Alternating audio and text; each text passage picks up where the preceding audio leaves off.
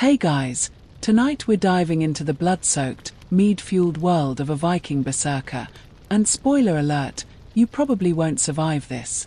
Your skull throbs like a drum in a longship. Last night's mead still burns in your throat, but the chieftain's roar cuts through the fog. Squall! As the first thatch roof bursts into flames. You blink. Your fingers tighten around the axe handle, still sticky from yesterday's sharpening. The village screams. The air reeks of smoke and iron. And somewhere in the chaos, a dog barks like this is just another Tuesday. So, before you get comfortable, take a moment to like the video and subscribe, but only if you genuinely enjoy what I do here. And hey, drop a comment with where you're listening from and your local time. Now, dim the lights, maybe turn on a fan for that soft background hum, and let's ease into tonight's journey together. You're not a hero. You're not even a proper warrior yet. You're just the third son of a failed farmer. And this raid? This is your audition. The chieftain, Harold, call me One Eye after tonight, boy, grins as he tosses you a shield. It's cracked. Of course it is. The first villager who charges you is barely older than you, armed with a hayfork. You swing. The axe bites deep. His breath gurgles.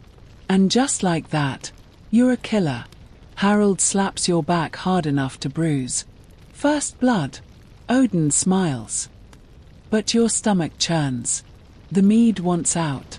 Mainstream historical fact.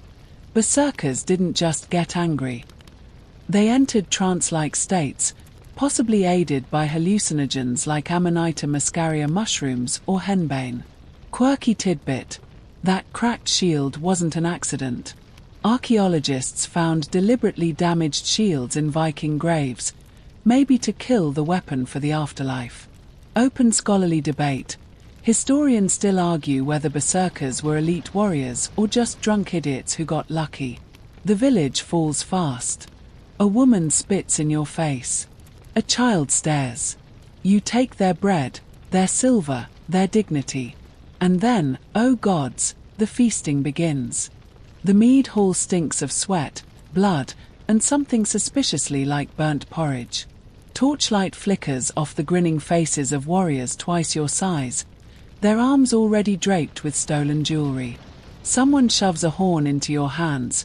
Drink, little wolf, or are you still sucking your mother's milk? And the liquid inside smells like honey and regret. You down it in one go because, let's be honest, you don't have a choice. A hand clamps onto your shoulder. It's Harold, his one good eye gleaming. You didn't die. Good. Now, let's see if you can handle the real test. He jerks his chin toward the far end of the hall, where furs are piled high and a group of women, no, shield maidens, are watching you with the same predatory interest as the men. One in particular, a redhead with a braid thick enough to strangle a man, raises an eyebrow at you. That's Astrid, Harold murmurs. She's killed more men than you've had hot meals. Mainstream historical fact. Norse women had far more autonomy than their European counterparts, owning property, divorcing, and yes, fighting alongside men. Quirky tidbit. Viking courtship rituals sometimes involved kissing the knee, a symbolic gesture of submission that could either lead to marriage or a dagger in the ribs. Open scholarly debate. Historians still argue whether shield maidens were common or just romanticized figures in sagas. Astrid stands, and the hall goes quiet. She's taller than you expected. You, she says, pointing at you with the tip of her seeks. You fought like a child today. But you didn't run. That's something. She takes a step closer. Prove you're not just lucky. Fight me. Someone tosses you a practice sword. It's wooden. Hers is not. The moment your fingers close around the practice sword's hilt, you realize this isn't a spar, it's a performance. The hall erupts in cheers, benches scraping as warriors lean in, placing bets with silver and insults. Astrid circles you, her cheeks glinting like a smile in the torchlight. First blood, she purrs. Or first yield? You don't get to answer. She strikes, fast as a winter fox, and the wooden blade barely blocks the swipe aimed at your ribs. The impact rattles your teeth. Good, she murmurs, stepping back. Now try hitting me. You lunge. She sidesteps, her braid whipping like a serpent, and suddenly your back hits the dirt floor. A boot presses lightly on your throat. Dead, she announces to the roaring crowd. Then, leaning down so only you hear, but you're pretty. Maybe I'll keep you. Mainstream historical fact. Viking combat training started in childhood, with games like Gleamer, wrestling, and mock duels to build instinctual reflexes. Quirky tidbit. Archaeologists found a Viking-era skeleton in Sweden with filed-down teeth, possibly to intimidate foes or signify warrior status. Imagine grinning at your enemy like a Norse jack-o'-lantern. Open scholarly debate. Historians still argue whether duels like these were literal fights to the death or ritualized tests of skill with very sharp props. Astrid yanks you up by your collar. The hall chants her name. Harold tosses her a drinking horn, which she drains before wiping her mouth and declaring, "His mine tonight." The warriors howl approval. You're not sure if you've been claimed or sentenced. The moment Astrid drags you by the arm toward the back of the hall, the raucous laughter of your crew fades into a distant hum. The private alcove she leads you to is draped in furs, bear, wolf, and something softer you don't recognize. A single oil lamp flickers, casting shadows that dance like restless spirits across the walls. You fight like a boy who's never been properly motivated, she says, unbuckling her braces with deliberate slowness. But your eyes, they don't look away.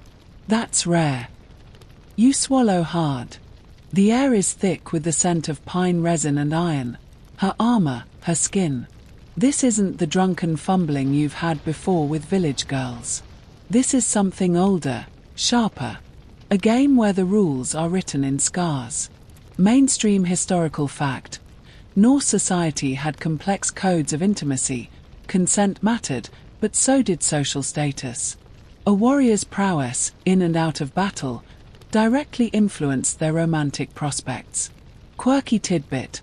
Vikings used a plant called mare's tail as an early form of birth control. Historians found recipes involving everything from honey to crushed herbs, some effective, some less so. Open scholarly debate. Scholars still argue whether relationships like yours and Astrid's were common or just poetic license in sagas. Was this true equality, or just another power play? She presses a dagger into your palm, hilt first. If you'd rather walk away, do it now, she says. But if you stay... Her grin is all teeth. You'll learn things those village girls could never teach you. Somewhere outside, a wolf howls. Or maybe it's just the wind. The morning after tastes like stale mead and poor decisions. You wake tangled in furs, muscles aching in ways that have nothing to do with battle. Astrid is already gone, only the indentation of her body and the faint scent of iron lingering as proof she was ever there. A horn blares outside. Harold's voice booms. Up, you lazy dogs. We're not paying you to sleep. You stumble into the crisp dawn light, squinting as the village stirs to life. A group of warriors are already gathered around the central fire, passing a bowl of steaming broth. One of them, a grizzled veteran named Gunnar, grunts and shoves it toward you. Eat. You'll need your strength. The broth is thick with herbs and something unidentifiable. It burns going down. Mainstream historical fact. Viking hygiene was surprisingly advanced. Communal baths, or hot springs if you're feeling fancy, were weekly rituals, and they used combs, ear spoons, and even tweezers. Quirky tidbit. Archaeologists found evidence of Viking-era beauty standards, filed teeth, elongated skulls in some regions, and even a preference for blonde hair, achieved with a strong soap made from animal fat and ash. Open scholarly debate. Historians still argue whether the Norse were truly cleaner than their European neighbors or if their reputation was just propaganda. Gunnar leans in, his breath reeking of garlic. Astrid's taken a liking to you, he mutters. That's either very good or very bad. Depends on how much you value your skin. Before you can ask what he means, Harold claps his hands. Today, we hunt. And not for deer. The forest swallows you whole the moment you step beyond the village palisade. Ancient oaks grown overhead, their branches weaving a ceiling so thick the midday sun barely pierces through. Your boots sink into moss and rotting leaves with every step. The earth itself feels alive, breathing beneath you. Harold moves like a shadow ahead, his axe balanced effortlessly in one hand. He hasn't told you what you're hunting.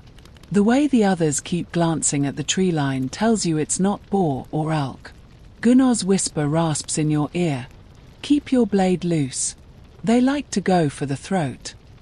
Mainstream historical fact.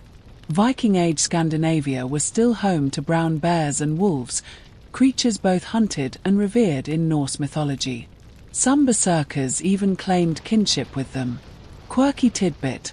Archaeologists found a Viking zoo in Denmark, evidence of exotic animals like peacocks and monkeys, possibly traded from the Byzantine Empire. Imagine a Norse warlord showing off his pet monkey mid-feast. Open scholarly debate. Historians still argue whether the Norse practiced ritualized werewolf cults or if Berserker's animalistic rep was just battle psychosis. A twig snaps. Harold freezes. Something moves in the underbrush, too low for a man, too quiet for a beast. Then the screaming starts. The scream curdles into a wet gurgle, then silence. Harold doesn't flinch, but his knuckles whiten around his axe. Circle, he hisses. You and the others obey, shields forming a ragged perimeter. The forest holds its breath. Then the underbrush explodes. It's not a bear. Not a wolf. Just a man, or what's left of one. His furs are matted with old blood, his eyes rolled back to show the whites. He moves wrong, joints popping, muscles straining like a puppet on tangled strings.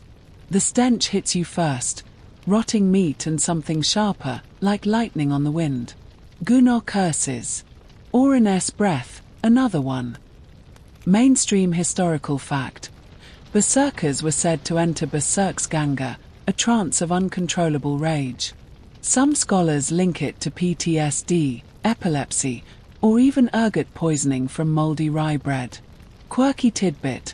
Viking magic included cedar, a form of shamanism where practitioners, often women, channeled spirits. Male seers were taboo, deemed unmanly, unless they won battles. Then suddenly it was tactical divination. Open scholarly debate. Historians still argue whether these mad warriors were feared or pitied.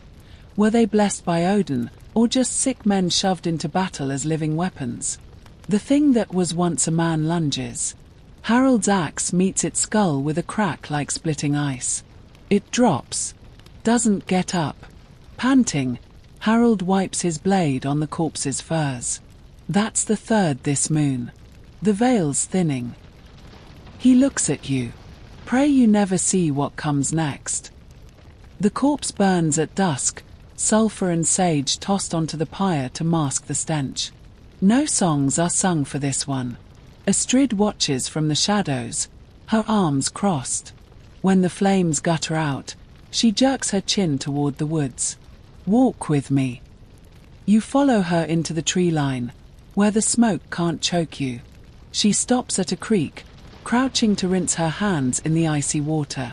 You saw it today, she says, not a question. The sickness in his eyes. You nod. The way the man moved, like his bones were trying to escape his skin. Astrid's voice drops. It's the Berserksganga, the gift gone rotten. Some men drink too deep of Odin's fury. It drinks them back. She presses a fist to her chest. That's why we take the Volva's brew before battle. To steer the storm inside. Mainstream historical fact. Viking shamans, vulvas, used psychoactive herbs like henbane and fly agaric mushrooms in rituals, possibly to induce controlled trances. Quirky tidbit: archaeologists found a witch's grave in Denmark with a staff, animal bones, and a pouch of seeds, likely a vulva's burial. Oh, and she was buried in a wagon. Because style matters, even in death. Open scholarly debate. Historians still argue whether these trances were spiritual experiences or just early neurochemistry experiments gone very right or very wrong. Astrid stands abruptly. Harold won't tell you this, but you've got the spark too. I see it when you fight. She flicks water at your face. So, you want to learn to ride the storm, or drown in it? The vulva's hut stinks of damp earth and bitter herbs. The air so thick with smoke it curls in your lungs like a living thing. The old woman, Hilda, studies you with one milky eye, the other sharp as a falcon's. So, she croaks, stirring a bubbling cauldron with a bone, Astrid thinks you're worth saving. Astrid shifts beside you, her shoulder brushing yours. He's got the rage. But he's not stupid with it. Hilda snorts. Yet. She ladles a viscous black liquid into a horn cup. This will show us the truth. Drink. Or don't. But choose now. Mainstream historical fact. Viking rituals often involved ordeal drinks, potions meant to test warriors' resolve or induce visions. Some contained hallucinogens, others, just really terrible mead. Quirky tidbit. Archaeologists found a Viking-age drug kit in Sweden. Hollowed out animal bones containing traces of hemp, henbane, and even opium poppy. Party like it's 899 AD. Open scholarly debate. Historians still argue whether these brews were sacred tools or just elaborate hazing rituals. Chug the mystery sludge, noob. The liquid burns like swallowed embers. Your vision fractures. Suddenly you're standing in a snowfield under a black sun, a one-eyed raven screaming overhead. Then you're back, gasping. Hilda's gnarled fingers gripping your chin. Ah, she murmurs. You met him. Astrid's grin is all teeth. Told you he was interesting. Your bones feel too big for your skin. The world pulses, colors brighter, sound sharper, the very air vibrating against your teeth. Hilda watches you like a carrion bird eyeing fresh meat. The Berserksganger is not a gift, she rasps. It is a bargain. Odin takes as much as he gives. Astrid tosses you a practice axe. You catch it on reflex, but the wood feels alien in your grip, like holding a thunderbolt. Now, she says, stepping back, show me what you saw. You swing. The axe moves before you think, carving the air with a hum that wasn't there before. Astrid barely dodges, her braid whipping as she laughs. Good. But control it, or it'll control you. Mainstream historical fact. Berserkers were said to gain preternatural reflexes and pain resistance in battle, possibly due to adrenaline spikes or altered states of consciousness. Quirky tidbit. Some Viking warriors wore magic belts studded with iron amulets, believing they could harness the rage without losing themselves. Spoiler, they didn't always work. Open scholarly debate. Historians still argue whether these trances were viewed as divine possession or mental illness. Turns out, blessed by gods and needs therapy aren't mutually exclusive. Hilda cackles as you nearly take out a support beam. Oh yes, he's marked you. Let's hope you're worth the blood you'll spill. Outside, a raven cries. It sounds like a challenge. The weeks blur into a haze of sweat, herbs, and pain. Your muscles remember movements your mind hasn't learned yet, every drill with Astrid ending with fresh bruises and Hilda's cryptic approval. You don't fight the storm, the vulva croaks one evening as she grinds dried mushrooms into powder. You let it carry you. Like a ship on Odin's breath. Then comes the morning Harold tosses a rusted helmet at your feet. Time to earn your keep, pup. We sail at dusk. The target. A Saxon monastery on the English coast. Soft men praying to their nailed god, Gunnar sneers, testing his axe edge. They'll piss themselves when they see us. Astrid sharpens her seeks in silence. When she catches your eye, she mouths one word: control. Mainstream historical fact. The 793 AD Lindisfarne raid marked the Vikings' brutal debut in England. Monks wrote of dragons from the sea desecrating their holy site. Quirky tidbit. Some Norse raiders reportedly converted to Christianity mid-pillage after seeing miracles. Others just stole the church silver and called it a day. Open scholarly debate. Historians still argue whether early raids were planned campaigns or just glorified pirate improved. Hey, see that shiny building? Let's break it. As the longship cuts through the waves, the potion Hilda forced down your throat begins to burn. The horizon pulses. The oarsman's chants twist into wolf howls. Astrid grips your wrist. Breathe, or I'll knock you out before you get us all killed. The first torch arcs toward the monastery. The monastery doors splinter like kindling under your axe, or maybe it's the Berserksganger making your arms feel 10 times stronger. The scent of incense and old parchment floods your nose as you burst into the candlelit nave. Monks scatter like startled birds, their prayers dissolving into screams. One stands his ground. An old man with a crucifix raised high, his Latin shouts as futile as they are brave. Your vision tunnels. The potion sings in your veins, whispering kill, crush, burn. Then the monk locks eyes with you, and smiles. Mainstream historical fact.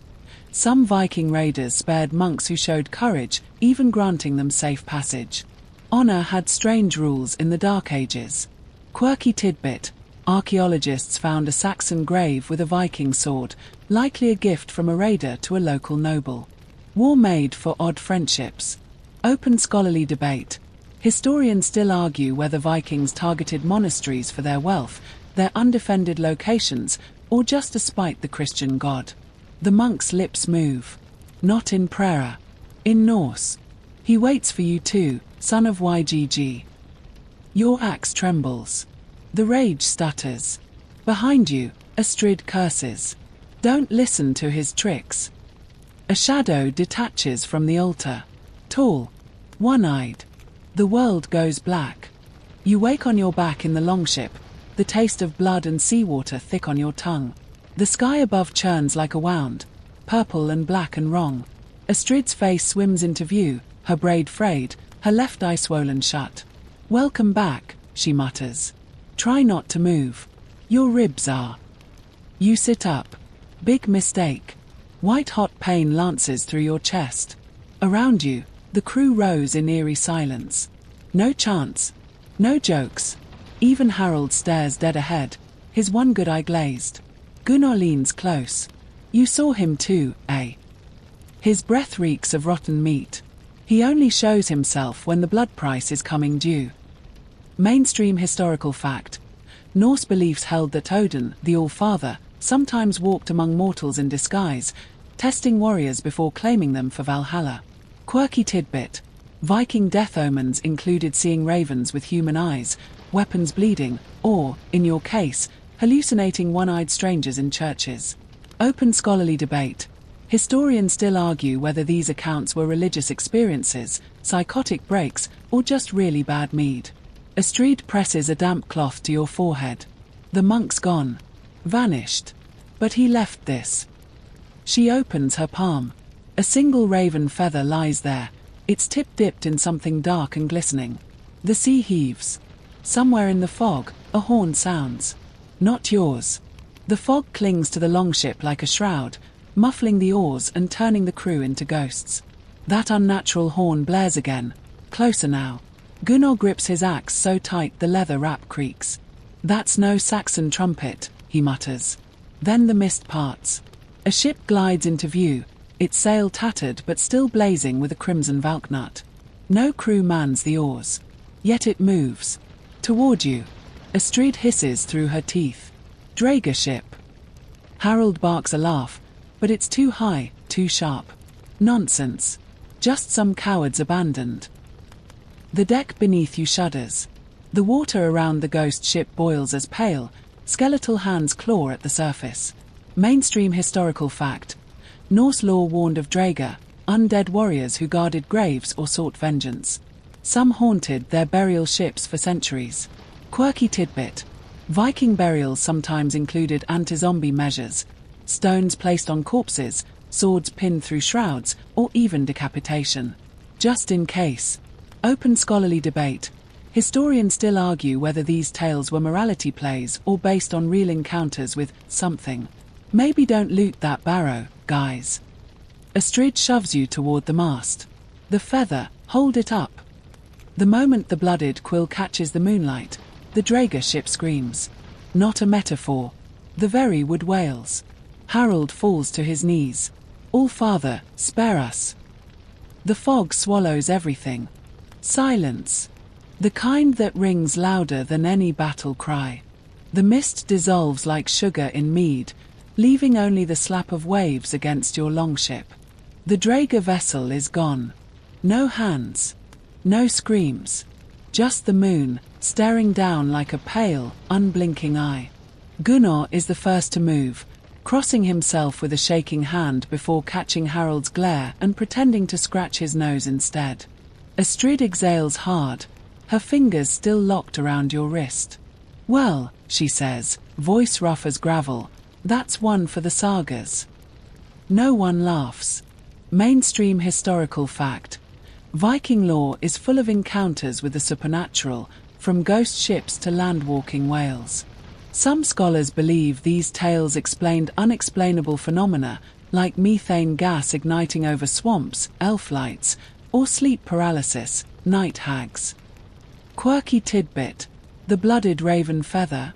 Real Viking-era artifacts include ritual bundles of feathers, bones, and herbs, possibly used as protective charms. Open scholarly debate. Historians still argue whether the Norse truly believed in these horrors, or if they were just really good at psychological warfare. Oh no, was that a ghost ship, or Bjorn with a fog machine? Epilogue. Bones and echoes. The years will wear you down like river stones. The battles blur. The faces fade. But that night stays sharp. Astrid dies in your arms years later, her smile bloody but unbroken. Harold vanishes during a raid on Paris. Some say he walked into the Seine and never came up. Gunnar. He retires to Iceland, of all places, and dies peacefully in bed. The coward. And you live just long enough to see the new world coming. Crosses replacing carvings, stone churches rising where mead halls once stood. The last thing you hear isn't the clash of steel, but the scrape of a spade as your grave is dug.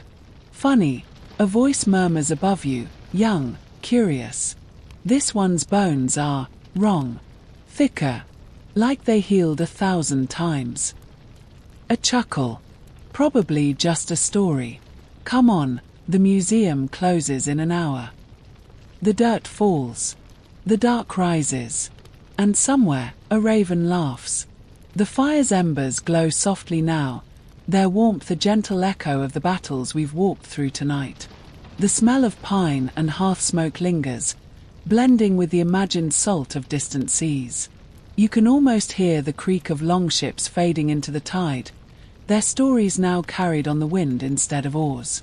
Rest easy, traveller. The Berserker's rage has cooled to embers. The ghosts have returned to their sagas.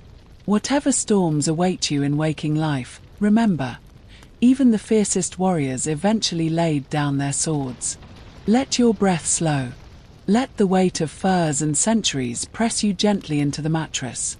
The night is deep and kind, and the ravens are silent at last. Sleep now.